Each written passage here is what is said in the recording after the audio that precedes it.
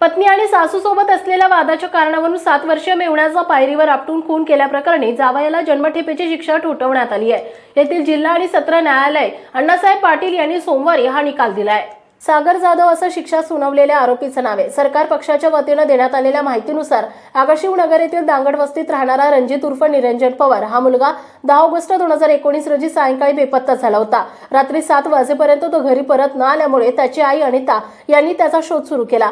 दांगड वस्तीत सर्वत्र शोध घेऊनही त्याचा ठाव ठिकाणा लागला नाही। अनिता पवार यांची विवाहित मुलगी सोनाली ही रात्री 9:30 वाजण्याच्या सुमारास कामावरून घरी आली। तिनेही रणजितचा शोध घेतला, मात्र तो सापडला नाही। शोधाशोध सुरू असतानाच रात्री 9:30 वाजण्याच्या सुमारास डोंगरालगत असलेल्या वस्तीच्या संरक्षण भिंती शेजारी रणजित जखमी अवस्थेत आढळून आला। नागरिकांनी त्याला एका रुग्णालयात दाखल केले, मात्र त्याचा मृत्यू झाल्याचं डॉक्टरांनी सांगितले। याबाबत अनिता पवार यांनी दिलेल्या फिर्यादीवरून कराड शहर पोलीस ठाण्यात खुनाचा गुन्हा दाखल करण्यात आला होता।